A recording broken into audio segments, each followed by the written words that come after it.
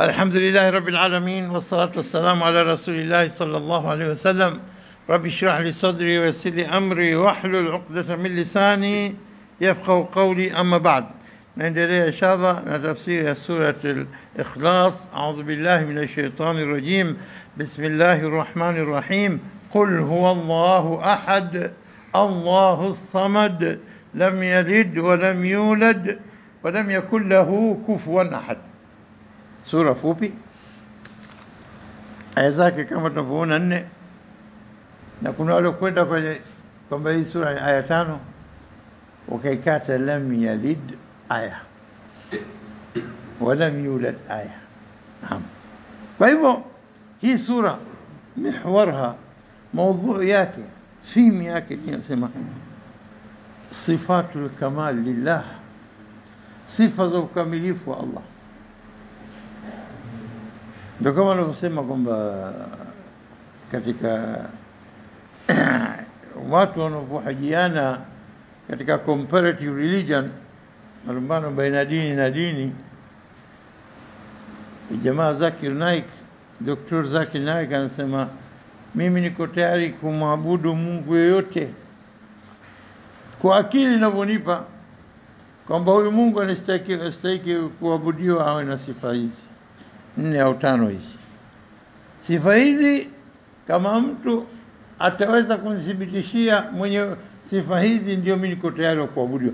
Ghaira sifa hizi hastahiki yote kuabudiwa, yeyote hastahiki kuabudiwa, lazima awe na sifa hizi za ukamilifu wa uungu. Sifa hizi sifatul kamal lillah, ambazo unazikuta katika aya hizi 4. Allahu ahad, Allahus samad, lam yalid wa lam yulad ولم يكن له كفوا أحد. na hii nazungumza tauhid kamil. التوحيد الكامل unasipata katika hizi, ambayo msahafu mzima na thuluthi yake tauhid. thuluthi ya msahafu inma huwa ilahun wahid, inma huwa ilahun wahid, la ilaha illa hu. Thuluthi ya Qur'ani inampokesha Mwenyezi Mungu. Ndio kwa maana akasema hii yaadilu thuluth al-Qur'an, yani thuluth al-Qur'an ni sawa na value ya nini? Thuluth ya Qur'an. Mihwar yake sifatul kamal, sifatullah. Unaposema qul huwa Allahu ahad, sema ya Muhammad, sema kwamba yeye Mwenyezi Mungu huwa ahad, ni wa pekee yake. Unaposema wahid, mmoja, inma huwa ilahun wahid, hakika yeye ni Mungu mmoja.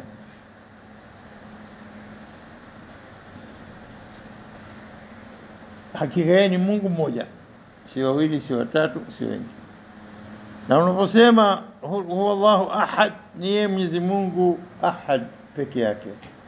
Wallahi kauli hii walifahamu masahaba, na mstari wa mbele katika masahaba walikuwa Bilal ibn Rabah, wakati anaadhibishwa na bwana wake katika joto kali na siku za joto sama, na mchana wa joto lile, na kufungwa kwenye mchanga unambabua mgongoni, na jiwe zito anawekewa tumboni, na huko anasema ukfuru bi Muhammad, kufuru Muhammad. Anasema ahadun ahad, ahadun ahad. Zama kauli walufahamu. Nyinyi mnamiliki mwili wangu, tazama imani gani hiyo? Mnamiliki mwili wangu, lakini kauli yangu, moyo wangu hamupati kamwe. Ahadun ahad. Kama tunavyosema al-ahad huwa al-wahid alladhi la yatajazza, ni mmoja asiyegawika. Hakuna Mungu mmoja kwa watatu na watatu kwa moja, abadan. Kwa hivyo yule alisema, bado anajaribu kuargue, wakasema ndio Mungu mmoja anaweza kwa watatu, Mungu Baba, Mungu Mtoto, Mungu Roho al-Qudus, Roho Takatifu. Sasa kwa nini mbona yai linakuwa nini, maji inakuwa barafu, inakuwa maji na inakuwa mvuke? Tatu hizo, tatu. Sasa iko wapi maji? Haya maji yafanye barafu, iseme barafu, hii barafu si haya, yako wapi maji? Ikigeuka imegeuka, haiwezi kuwa ziko tatu. Haya maji, uko wapi mvuke? Angoja nipashe, pasha moto, mvuke, yako wapi maji? Sasa ikiwa moja katika matatu inabakia moja, haiwezi kuwa tatu. lazima ichukue sifa moja katika tatu. Sema kwa Mwenyezi Mungu ameumba vitu vinaweza kutoka maumbile fulani yakaiuka. Kwa hivyo state ya matter inaweza kuwa katika liquid form, katika gaseous form, na katika nini solid form, mfumo wa kitu kigumu, maji au mvuke. Tatu, ikigeuka moja kutoka hii kwa kugain heat na moja kwa kutoka heat. Maji yamegeuka barafu kwa sababu heat ya maji kwanza imetoka ikageuka barafu. Barafu imegeuka maji, inahitajia nini? Heat kwa ajili ya kugeuza kutoka barafu kuni. Kwa hivyo energy inatumika katika kupoteza au kusave au kuchukua, ili kugeuka from state to state of matter. Hii state of matter kama alivyoomba Mwenyezi Mungu. Lakini Mwenyezi Mungu kumtia katika state of matter tena umemdogosha. Umemfanya mdogo sana, umempotezea heshima yake na utukufu wake na uungu wake. Qul huwallahu ahad. Allahu ahad, tauhid, tauhid al-uluhiyya, kumpokesha Mungu kama ni ilah. Kwa hivyo qul huwallahu ahad katika sifa zake ni kwamba Mwenyezi Mungu al-ahad, قوله لا تنطبق إلا على الله، على الله بس. sifa hiyo haiwezi kuchukua yote ila Allah basi, kwa sababu kila mmoja na miungu chungu zima. Wale waliokwenda kwenye Mungu masanamu, Mungu wanawake, miungu, Mwenyezi Mungu takhadha Allahu walada, Mwenyezi Mungu ameichukulia mtoto. Tutasoma baadaye sifa nyingine. Lakini tukitoka hapa tutarejea tena Allahu Samad, iko sifa ya tauhid, tauhid al-uluhiyya, kumpokesha Allah kwa uungu wake. Basi unakuja sifa nyingine Allahu Samad, samadiyatullah. Wanaposema Mwenyezi Mungu Allahu Samad, wengine wakasema Mwenyezi Mungu ni mkwasi. Lakini mtu kumweleza nini maana mkwasi, sijui kama tutaweza kukuelezea hivyo. Lakini wengine wamekwenda katika tafsiri kwamba Allahu Samad, Mwenyezi Mungu ndiye mkusudiwa kwa kila jambo, ndio mkusudiwa kila jambo. As-Samadiyya hapa bimaana moja katika maana nini? Kullu sifati al-kamal, sifa zote za ukamilifu ndio katika Samadiyya. Kullu sifati al-kamal, sifa za ukamilifu, والجمال zote hizi. Maana nini Samad? Maana ni kwamba al-khalaiq, viumbe vyote. Tunaposema alhamdulillah, anastahili kuhimidiwa Allah. Kwa nini? Kwa sababu yeye Rabbil alamin, Mola na mlezi wa viumbe vyote. Kila kilichoumbwa kinaingia katika alalamin, ulimwengu mbalimbali, ulimwengu wa wanyama, ulimwengu wa binadamu, ulimwengu wa miti, ulimwengu wa ndege, wadudu, ulimwengu wa mbingu na nyota na nini, kila kitu, kila alamul hayawan wa alamul insan wa alamul nabat wa alam ulimwengu kila aina, venye kuishi na visivyoishi vyote. Na yeye Rabb, na yeye ndo mlezi, muumba na mwenye kuvilea na kuviendesha vitu hivi. Huwa al-Hayyul Qayyum. Na unaposema kwamba Mwenyezi Mungu Subhanahu Rabbil Alamin, kwa hivyo kuna mambo mawili. Jambo la mwanzo ni muumbaji, na jambo la pili vilivyoumbwa vyote vyenye roho na visivyokuwa na roho, vyote vinaingia katika alamin, na yeye huwa Rabb. Kwa hivyo ukiacha Mwenyezi Mungu, vilivyobakia vyote vimeumbwa na Mwenyezi Mungu. Kwa hivyo ukamilifu wake kwamba ameweza kuviumba hivi, bali anaumba kwa kun fayakun. Hakuna kigumu kwake, hakuna hichi kizito hichi chepesi kwake, hakuna hichi anaweza hichi hawezi, la, al-kamal lillah. Na kwa hivyo kaumba likai yasmadu ilayhi au yasmudu ilayhi au yalja'u ilayhi kull alam min al-alamin, kila ulimwengu katika ulimwengu wa viumbe vilivyoviumba. Binadamu wanarudi kwake, wanamtegemea yeye, wanyama, ndege, wadudu, samaki, wote taljau ilayhi wa ta'wi ilayhi, kwa sababu yeye ndio mweza kila kitu, na bila yeye hakuna chochote katika kiumbe kinachoweza kufanya jambo. Hakuna.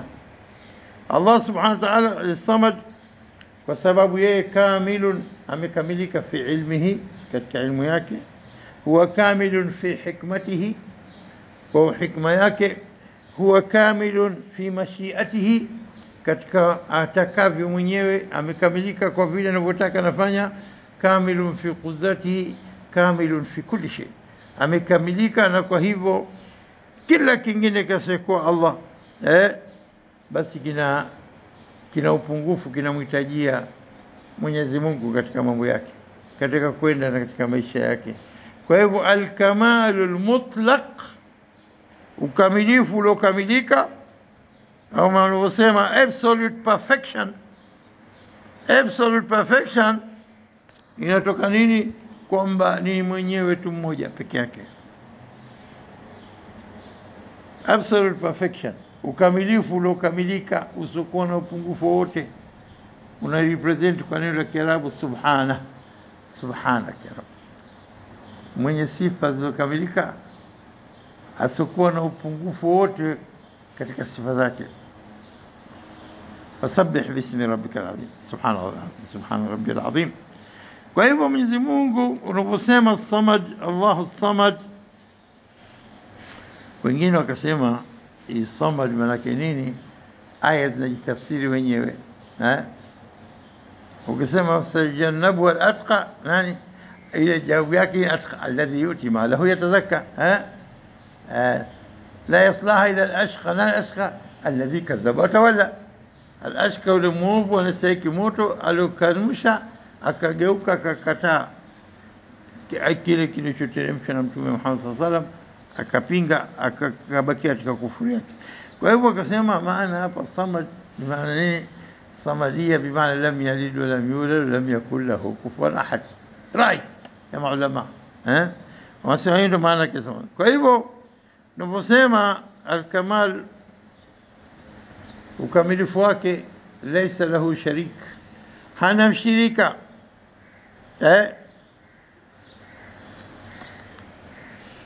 Hana mshirika, wala hakuna yote mwenye sifa kama zake, la wala sifa mfano wake, wala mathil mfano wake. Laysa kamithlihi shay. Na leo tunaposema laysa kamithlihi shay wa huwa as-sami'ul basir, وصوم أسماء الله الحسنى، نسألك يا من هو الله الذي لا إله إلا هو الرحمن الرحيم الملك القدوس السلام المؤمن المهيمن العزيز الجبار المتكبر الخالق البارئ المصور. unaendelea sifa zake mpaka unafika sifa zote 99. Laisa kamithlihi shay'un huwa as-sami'ul basir. Khalas, umeshakamilisha sifa za Mwenyezi Mungu kwa mujibu wa upeo wa ufahamu wa binadamu katika kumtukuza Mola wake. Na Mwenyezi Mungu hataki kitu kwako, sema subhanallah basi. Sema laisa kamithlihi shay. Na kila unapomfikiria Mwenyezi Mungu kaka vipi, basi Mwenyezi Mungu kinyume na vile unafikiria. Na hiyo ndio nini? Ndio kumpa sifa yake Mwenyezi Mungu. Labda kaka hivyo, la, kwa sababu Makureshi wamekuja kumuuliza, hebu tupe nasabu yake, tupe asili ya mtume Mungu wako ya Muhammad. Kaka kama chuma, kama dhahabu, kama almasi, kama fedha, kama miti, kama nini, kama ni vipi? Ndio akili ya binadamu finyo. Ana upeo fulani, upeo fulani wa kuweza kufahamu. Na hivi ndivyo alivyotumba Mwenyezi Mungu. Memory ndogo, ufahamu mdogo. Na kwa hivyo shoti hajaziwe information, data atiwe katika kichwa chake, apate kufahamu mambo. Sasa kama kompyuta atia data, na wewe unatiwa data yako wewe unahitajia muhimu, alif lam alhamdulillah rabbil alamin, mpaka min sharri waswasi khannas alladhi yuwaswisu fi sudurin nas min jinnati wan nas. Tafuta information yote unataka, utakuwa katika Uislamu unaotakikana. Kila kitu kimo ndani yake. Ukishatia data hiyo katika kichwa chako, khalas umeshakuwa na kitu ambacho nini, kwamba unaweza kufahamu Uislamu nini na nini unataka wewe kuishi namna gani, ili upate radha za Mwenyezi Mungu, ukapate starehe za milele huko kwake unaporudi. Lakini usitaki kujua kila kitu ukajifanya wewe Mungu. Fi ayat muhkamat hunna umul kitab wa ukhra mutashabihat. Ndani ya Qur'ani hii kuna ayat muhkamat, na hizo ndio asili ya kitabu. Lakini mengine mutashabihat. Hebu niambie, unajua pepo imekaje? Unajua moto umekaa vipi? Unajua roho imekaa vipi? Asaluka ani roho kul roho min amri rabbi, iachie kwake mwenye wala usiingilie. Wama utitu min ilmi illa qalila. Tuone tu kama alivyosema Khidr, alimwambia Musa, unaona ndege yule katumbukia akachukua maji yake kidogo, basi ndio elimu ya binadamu mbele ya elimu ya Mwenyezi Mungu. Kachukua kitu au mikhyat, kama shindano kitumbukiza katika maji imetoka imechukua kitu, wala haja. Kwa hivyo wala hajachukua kitu. Kwa hivyo Mwenyezi Mungu katika sifa zake angelikuwa na upungufu Allah subhanahu wa ta'ala, lau kana fihi naqsun, upungufu, la taljau ilayhi, la taljau ilayhi alkhalaiq, viumbe hawatorudi kwake. Binadamu naumbwa na ubishi wake, chochote kile basi binadamu anapiga. Uko na upungufu mdogo tu anakiponda hapo hapo. Leo msikiti wetu kule mkubwa, kama ni watu walikuwa wanajaa msikitini wiki mbili kabla kuingia Ramadhani. Bwana mwambie mfadhili wako bwana atutilie AC bwana, watu zote tutakimbia tutaona msikiti mwingine. Jambo dogo tu, ile sala yote si muhimu kwake. Muhimu atakao baridi AC enjoy. Jana ananiambia leo mstari baada ya mstari 8 10, sasa mstari 2 tu msikiti wako. Naambia wacha katafute AC, wao watakaisi watakusali, watakaisi. Atakusali atakuja tu. Wasali imamu na mtu mmoja inatosha. Aende msikiti anataka kwenda. Na binadamu anataka lazima kile anachokitaka yeye. Kwa hivyo Mwenyezi Mungu mwenye upungufu atamkubali? Atamkubali. Lazima kakamilika. Naam. Hivi ndivyo sifa za binadamu. Kamuumba Mwenyezi Mungu binadamu kwamba upungufu wote haupendi. Na Mwenyezi Mungu ndiye mwenye sifa zilizokamilika. Kwa hivyo hakuna anayestahili kuabudiwa ila yeye. Kwa maana akasema Naik, Zakir Naik, yeyote aje anipe sifa 4 katika shuruti za Mungu anastahili kuabudiwa, hasa na kuogopwa na kutekeleza kila amri yake, mwenye sifa hizi. Allahu ahad, Allahu samad, lam yalid wa lam yulad wa lam yakul lahu kufuwan ahad. Kama yuko basi naje. Na unaposema lam yalid, hii samadiyatullah, watu wa viumbe vyote vinamkusudia yeye kwa mahitaji yao kwa kila jambo. Halafu unaposema lam yalid, tutasema nini? Lam yalid maana yake nini? Lam yalid maana yake nini? Hakuzaa. Wala yulad, wala hakuzaliwa. Unaposema lam yalid, kwa hivyo albaqi almutlaq, mwenye kubakia milele, kwa sababu kila kinachozaliwa kinakufa. Hii ndio sunna Mwenyezi Mungu aliyojalia katika ulimwengu. Kila kinachozaliwa kinakufa. Ni azime sufuria, Abu Nuwasi kapoa sufuria siku mwanzo, karejesha na sufuria ndocho. Haya, hii sufuria imezaa, umefurahi. Kwa pili ni azime sufuria, kaitoa mbio. Kimya siku pili ya tatu, mbona sufuria yangu haijarudi? Anamuuliza, mbona sufuria yangu haijarudi? Sufuria yako imekufa bwana. Kwa kila kinachozaliwa kinakufa. Basi kimezaa sio kimekufa. Sasa ukichukua picha kama hii ukaitia katika nini? Katika fahamu ya binadamu, anajua kwamba kinachozaliwa lazima kife. Na sisi abnaul aghyar, kama anasema Sheikh Sharawi, sisi ni watu wenye kubadilika kutoka form into another form. Wazaliwa kwa mwisho nakufa. Ulikuwa mdogo dhaifu, umekuwa na nguvu. Umetoka nguvu umekuja dhaifu tena. Maskini anakuwa tajiri. Mgonjwa anakuwa mzima anakuwa mgonjwa. Hivi hali ya binadamu. Lakini Mwenyezi Mungu sallam yalid, yana hana mwanzo, wala hajazaliwa, na angekuwa kazaliwa sasa, ikiwa kazaliwa basi bila shaka yuko bora zaidi kwa yeye yule alimzaa. Ukisema Isa ni Mungu kama sema wengine, ila mamake bora zaidi kwa sababu ndio alimzaa, au sivyo? Lakini la, yeye katika sifa za Mungu katika ubinadamu. Hivyo ndio wanavyosema. Haingia akilini. Ukitazama concept ya Uislamu ya tauhid, akili yote akimtu akipima mbio anakubali kwamba huyu ndiye Mungu anastahili kuabudiwa, ambazo sifa zake, shuruti zake zimo katika swala. Kwa hiyo unaposema kwamba lam yalid bimaana albaqi almutlaq, wala hana watoto, huwa albaqa lillah daiman, البقاء دائما لله. yeye ndio mwenye kubakia. Lam yalid bimaana yuko toka mwanzo, min al-azal. Walam yulad, la hakuzaa wala hakuzaliwa. Ikiwa kazaliwa ina maana lazima alikuwa kabla yake. Hajazaa kwa sababu anataka yeye ndio milele, wakubakia milele, na vyote alivyoviumba kama vilivyoanzishwa vitaisha. Lakini Mwenyezi Mungu wa mwanzo na atakuwa mwisho, kabla al-azal, yuko mwanzo al-awwal qabla al-azal wal-akhir ba'da al-abad. Na Mwenyezi Mungu ndio mwenye nini? Al-azaliyya al-mutlaq, kama unavyosema yani katika sura al-Hadid tunaposoma sifa za Mwenyezi Mungu ambaye anastahili kusabihiwa na kutakaswa. Sabaha lillahi ma fi samawati wal ardi wa huwa al-aziz al-hakim, lahu mulku as-samawati wal ardi. Na ufalme wake yeye, yuhyi wa yumit, mwenye kuhuisha na kufisha. Wa huwa ala kulli shay'in qadir, mweza kila kitu. Huwa al-awwal, huwa al-awwal, yeye ndio mwanzo. Wal akhir, na yeye ndio mwisho. huwa al-awwal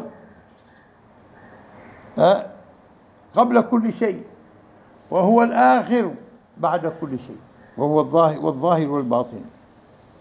Na hapa ndio katika hadithi iliyodhoofishwa kabisa, ile dua inaombwa sana, huwa awwalul awwalin wa akhirul akhirin. Tunaona kwamba kama kuna mashindano ya resi hapa, nani atakayefika mwanzo kwenye mguso? Au ukilinganisha yeye na wengine, kwa yeye mwanzo kabla wengine, maana kawapita wengine hodari zaidi kwa yeye, inaingia kidogo nao mina shirki. Na ndio kwa maana hadithi hii ukichunguza utaona hadithi dhaifu, sanadi yake ni katika huwa al-awwal. Na ikiwa hadithi hiyo inapo uzito, basi hujaipa uzito aya 3 katika sura al-Hadid, huwa al-awwal, wa mwanzo. Sasa kwa nini utasema na awwal awwalin, wa mwanzo mbele ya waliokuwa wa mwanzo, waliokuja mwanzo wameshindwa bwana Mwenyezi Mungu? Astaghfirullah. Vipi unalinganisha Mwenyezi Mungu unakuwa awwaliyya lillahi wal awwal qabla al-azal wa ba'da al-abad? Inakuja Mwenyezi Mungu hana mwanzo wala mwisho, huwa al-awwal wal akhir, yeye wa mwisho. Tunasema akhirul akhirin, wako akhirin alafu al-akhir. Waifasiri watu wanavyotaka kuifasiri, waifasiri awwal awwalin, imekusudiwa hivi, akhirul akhirin imekusudiwa hivi. Madha hadithi dhaifu, kadri utakayofasiri ifasiri wal awwal akhir wa dhahir batin makin. Fasiri hii alafu niambie hoja zako katika hili. Mwenyezi Mungu kasema awwal awwal, Qur'ani yake, wal akhir, yeye inaingia wapi awwal awwalin wa akhir akhirin? Utaiweka wapi mbele ya kauli ya hakika ya Mwenyezi Mungu katika aya? Wallahu a'lam. Tamam.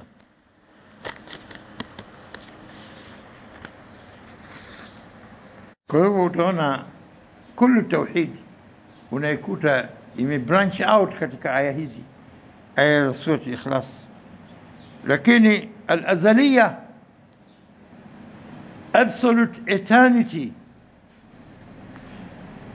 boundlessness, continuity, perpetuity, infinity, foreverness, everlasting, permanence, timelessness, endlessness. Chukua sifa unazotaka katika hizi, ipi katika nini? Huwa al-awwal wa huwa al-akhir. Allahu akbar. Naam.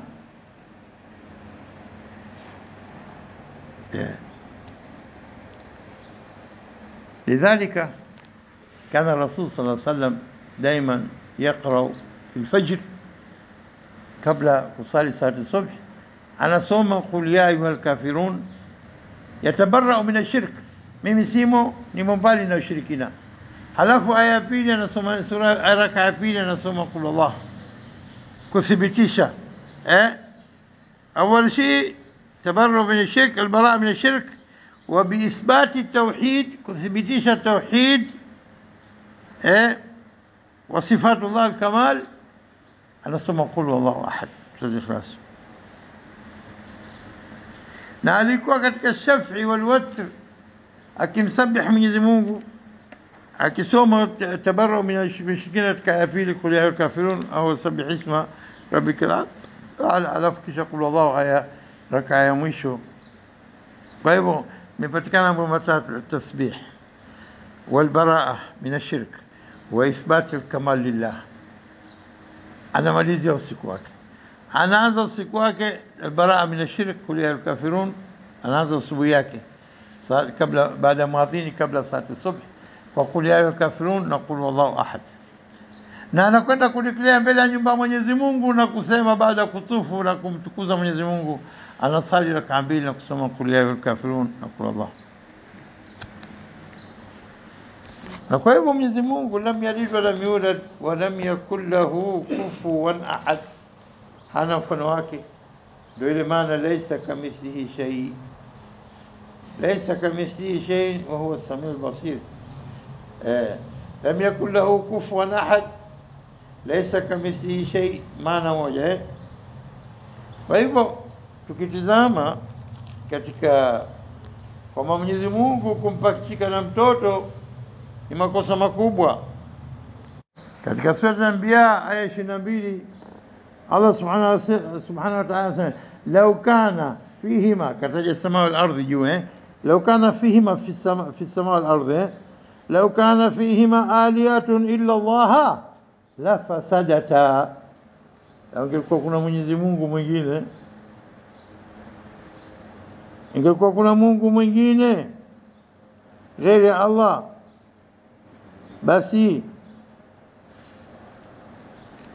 mbingu na ardhi ingelifisidika, ingeliharibika. Mwenyezi Mungu anasema kwamba nini? Zingelifisidika na kuharibika. Subhana, ametakasika yeye peke yake. Kwa sababu leo kitazama zamani za katika Greek theology, Ugiriki na Uyunani zamani walikuwa na miungu mbalimbali. Wao walikuwa na Mungu Baba Zeus, na miungu mbalimbali, Mungu wa mvua, Mungu wa jua, Mungu wa usiku, Mungu wa mchana, Mungu wa vita, Mungu wa sijui. Hasa huyu Mungu wa usiku wa salamu nataka leo mchana uendelee, mimi nataka usiku uendelee. Watapigana vita Mungu wa usiku na Mungu wa mchana, sitakuwa kazi. Ndio ngelifisidika ulimwengu. Mimi nataka joto, mimi nataka baridi, mimi nataka hivi, nataka. Sasa na fasadata uipate maana nini kufisidika kwa mbingu na ardhi? Ingelikuwa kuna Mungu mwingine, lazima awepo moja, al-hayyul qayyum, mwenye kusimamia vitu vyake, la takhudhu sinatu wala nawm, halali wala asinzi. Ndio inapotakikana hivyo. Tukienda katika sura al-Mu'minun aya 91, Allah subhanahu wa ta'ala anasema mattakhadha Allahu min walad, Allah hana mwana, hajajichukulia mtoto yeyote. mattakhadha Allahu min walad wama kana ma'ahu min ilah, wala hanaye Mungu mwingine pamoja naye. Ingelikuwa naye idhan basi la dhahaba kullu ilahin bima khalaq. Kwa hivyo basi ingelikuwa ugomvi mkubwa hapa, kila Mungu angelichukua alivyoviumba kaondoka navyo. Kila mmoja anaondoka, hatuone uishi, hatuna mbingu sasa. Kaa kwenye ardhi bila mbingu, tutazame hatari. Ardhi sasa mistaki unaondoka. Itakuwa kazi. Mungu wa mvua, Mungu yote miungu haina maana. Idhan la dhahaba kullu ilahin bima khalaq. Kila mmoja angeondoka na vitu vyake alivyoviumba. Ushirika imekufa, au sio? Wala ala ba'dhum ala batil, wengine wangelikuwa wezi wanganyang'anya wenzao. Wewe unajitia utaka kutoka, sio? Basi nakunyang'anya, toka la mbali. Anamdhulumu, ananyang'anya pawa yake. Kwa hivyo mchezo, wala ala ba'dhum ala, kila mmoja angetaka ukubwa mbele ya mwenzie na kujionyesha nguvu zake mbele ya mwenzie. Subhanallah. Kila ukiona aya kama hizi wewe sema subhanaka, sema subhanallah, aliyetakasika Allah peke yake. Basi aliyetakasika Allah peke yake, na hii ndio tauhidi. Hii ndio subhania yenye kuleta maana kwamba utukufu wa kila ukamilifu wake Mola ndio sababu akaweza kucontrol na kuendesha ulimwengu huu bila chochote. Lao hamna fasadi wala chochote katika mambo aliyoumba Mwenyezi Mungu. Ama yale yanao create binadamu, sema utakavyo wala haraka. Maana binadamu kazi yake kuja kufisidi tu na kuja kuharibu tu. Subhanallah amma yasifun, Mwenyezi Mungu amepokana na sifa wanazomsifu Mwenyezi Mungu Subhanahu wa Ta'ala. Hii ndio aya ya Al-Mu'minun aya 91. Na surati Ibrahim kenda aya mwisho, hadha balaghu linnas waliyundharu bihi waliya'lamu annama huwa ilahun wahid. Hata kufikiri na kujua na kufuata, waliyadhakkara ulul albab, ashabul uqul apate kumbuka na kujua ili afuate. Na katika surat Maryam ukitazama katika aya 88 na kwenda juu, waqalu takhadha ar-rahman walada, Mwenyezi Mungu Mungu wa rehema amechukulia mtoto. Laqad ji'tum shay'an idda, hakika nyinyi mmeleta jambo la kuchusha sana mno. Takadu samawati yatafattalna minhu, kauli hiyo inaweza kusababisha nini? Kutatuka kwa mbingu, watanshaqu al-ardh, na ardhi kupasuka, watakhiru al-jibal, na milima kuanguka, hadda, na kuvunjika vunjika. Kwa nini?